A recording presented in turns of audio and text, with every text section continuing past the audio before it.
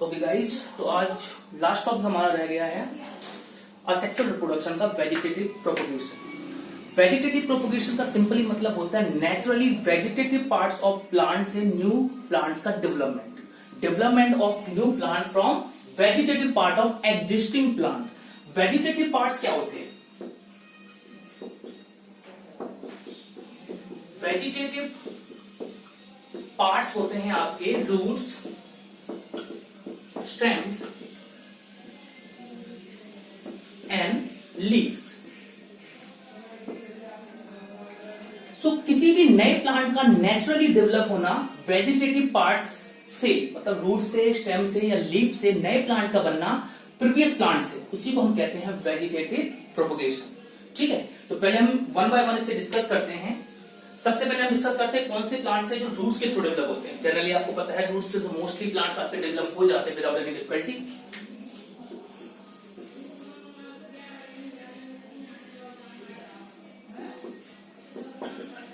Okay, तो सब plants आपके रूट्स से डेवलप होते हैं। और रूट से कैसे डेवलप होते हैं? जो रूट्स होते हैं ये एडवेंटिशियस रूट्स ग्रो करते हैं अंडरग्राउंड। एडवेंटिशियस रूट्स ग्रो करते हैं अंडरग्राउंड और इन एडवेंटिशियस रूट से ही नए प्लांट्स आपके ग्रो होते हैं। जैसे कि इसके एग्जांपल में आपका स्वीट पोटैटो जो आपका हो गया, ठीक है, स्वीट पोटैटो आपका इसमें हो गया। इसमें आपका डहलिया आ गया, इसमें आपका गुआवा आ गया। तो ये सारे के सारे प्लांट आपके रूट के थ्रू, रूट्स में पहले डेवलप होंगे एडवेंटिशियस रूट जो साइड से थोड़े ग्रोन होकर निकल आते हैं और इन्हीं रूट्स, ये रूट्स आपके समय के साथ अपने आप को डिटैच करते हैं और फिर नए प्लांट को ग्रो करते हैं। Example sweet potato, dahlia and guava, ये सब एग्जांपल्स हैं रूट्स के। द मोस्ट इंपॉर्टेंट पार्ट्स जो वेजिटेटिव प्रोपोगेशन में रोल प्ले करता है वो है आपका अंडरग्राउंड स्टेम। क्या है वो? Underground stem.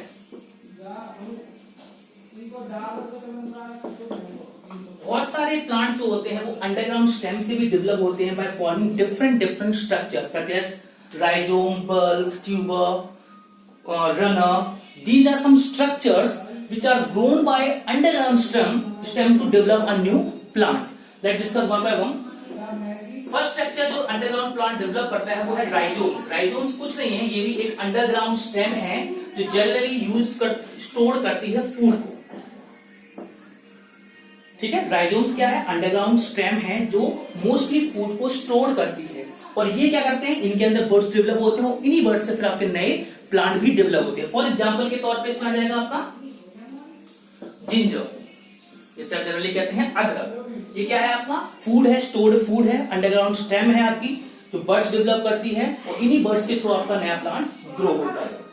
राइजोम के बाद नेक्स्ट आपका आता है इसमें स्ट्रक्चर जिससे नए प्लांट ग्रो होते हैं, वो है आपका next one is bulb. Bulb क्या है? ये भी आपकी अंडरग्राउंड आपकी स्टेम है जो साइडली स्टोर टाइप, स्वेलन टाइप की स्टेम है आपकी जो थोड़ा फुल टाइप की रहती है। और इन्हीं स्वेलन स्टेम के ऊपर अगेन क्या डेवलप होते हैं? बर्ड्स डेवलप होते हैं और इन्हीं बर्ड्स से फिर नया प्लांट आपका ग्रो होता है। जनरली एक चीज आप याद रखिए बेटा, जनरली जब भी आपकी वेजिटेटिव प्रोपोगेशन की बात आएगी तो एक नाम आपका मोस्टली बार बार आएगा जिसे हम कहेंगे बर्ड। और ये बर्ड क्या होता है? बर्ड के अंदर क्या होता है कि मेरिस्टेमेटिक सेल्स होते हैं। आपको प्रीवियस क्लास में आपने पढ़ा होगा जो मेरिस्टेमेटिक सेल्स होते हैं पूरे कंप्लीट प्लांट को ग्रो कर सकते हैं। एक सिंगल मेरिस्टेमेटिक सेल पूरा का पूरा प्लांट दे सकता है।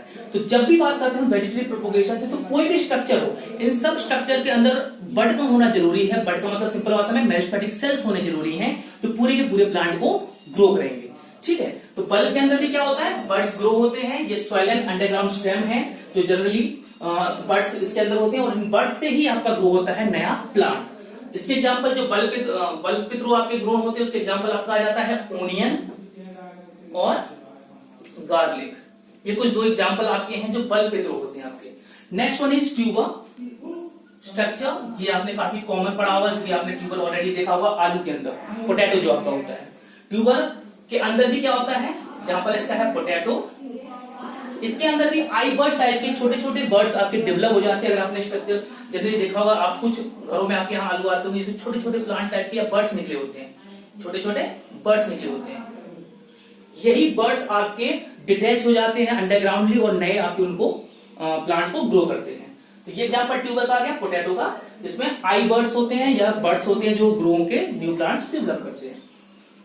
तो ये तो है आपके अंडरग्राउंड प्लांट्स के अंदर। नेक्स्ट आपका आता है क्रीपिंग स्टेम्स के अंदर।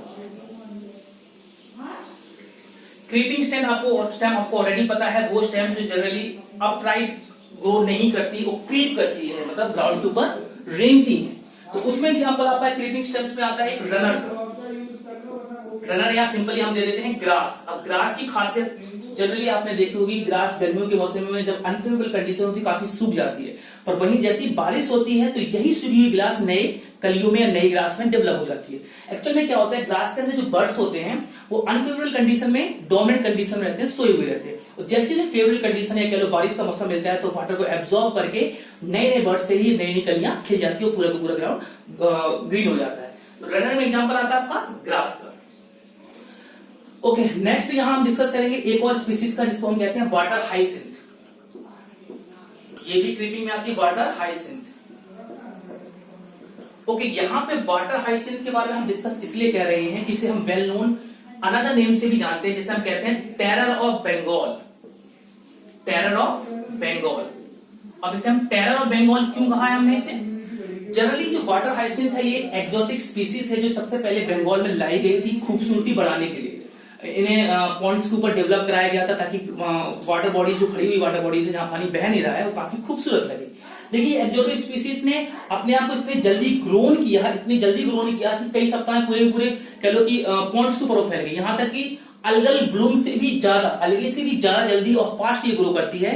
और इसके ग्रो करने से क्या होता है कि सारी की सारी ऑक्सीजन ये वाटर से ले लेती है, जिसकी वजह से जो एक्वेटिक लाइफ है जिन्हें ऑक्सीजन नहीं मिल पाती, जिससे उनके लिए दिक्कत आ जाती है। जो जीव पानी के अंदर रहते हैं जिन्हें ऑक्सीजन सप्लाई की जरूरत पड़ती है वो पूरी की पूरी ऑक्सीजन कौन ले लेता है? वाटर हाइसिंथ, जिसकी वजह से उनकी लाइफ खतरे में आ जाती है। इसलिए इसे हम कहते हैं terror of Bengal, water hyacinth को। तो ये सारी आपकी स्टेम से ग्रोन होने वाले प्लांट थे। अब नेक्स्ट आपको हम यहां बताएंगे वो प्लांट जो लीफ से ग्रो होता है। देखिए, आपको एक चीज हम बता दें, कोई भी प्लांट हो उसे ग्रो होने के लिए उसकी बॉडी के ऊपर किसी भी पार्ट्स के ऊपर बड का होना बहुत ही ज्यादा जरूरी है। और बड क्या होता है? मेरिस्टेमेटिक सेल कह सकते हैं आपसे। ये वो सेल्स हैं इनमें वो काबिलियत है कि पूरे के पूरे प्लांट्स को ये ग्रो कर सकते हैं सिंगल सेल से। तो हर एक प्लांट्स के ऊपर बड होना जरूरी है। बड का मतलब क्या हो गया? मेरिस्टेमेटिक सेल्स का होना बहुत ज्यादा जरूरी है, तभी वो वेजिटेटिव पार्ट से ग्रो हो पाएंगे, मतलब वेजिटेटिव पार्ट से ग्रो नहीं हो पाएंगे जब तक क्या नहीं होगा उसमें बड मतलब मेरिस्टेमेटिक सेल्स नहीं होंगे उसकी बॉडी में। नेक्स्ट आपका जो प्लांट्स, वो प्लांट्स जो लीव्स के थ्रू ग्रो हो रहे हैं, उसका बेस्ट एग्जांपल आपका आता है ब्रायोफाइलम। अब अगेन क्योंकि ये लीव्स से ग्रो हो रहे हैं और लीव्स पे क्या होना जरूरी है? बड का होना जरूरी है। तो इनकी लीव्स पे क्या होता है? बर्ड्स, इनके एजेस के ऊपर छोटे छोटे बर्ड्स होते हैं, कह लो ग्रोइंग पॉइंट्स कह लो, जहां से नई ब्रांचेस या नए प्लांट की डेवलपमेंट होगी। तो क्या होते हैं इनकी, उसके ऊपर बर्ड्स होते हैं। तो कभी कभी ये प्लांट्स के ऊपर लीफ लगी रहती है, इनके बर्ड्स टूट के नीचे ग्राउंड पे गिर जाते हैं और यहीं से आपका नया प्लांट हो जाता है। या फिर पूरी की पूरी लीफ आपकी टूट जाएगी और जैसे ये सॉइल इन्हें मिलेगा तो ये बर्ड्स जो है, ये बर्ड्स आपके सेपरेट होंगे और पूरा का पूरा नया प्लांट बना देंगे। ठीक है, तो ये आपका आता है ब्रायोफाइलम के अंदर। वो प्लांट जो जनरली किससे ग्रो होता है? लीव्स के थ्रू ग्रो होता है। और लीव्स के ऊपर क्या होते हैं? इनके बर्ड्स होते हैं और इन्हीं बर्ड्स से वो हेल्प से वो ग्रो होता है। तो ये आपका सेक्सुअल रिप्रोडक्शन का पार्ट यहाँ पे खत्म हो गया। नेक्स्ट वीडियो में हम करेंगे सेक्सुअल रिप्रोडक्शन। Thank you.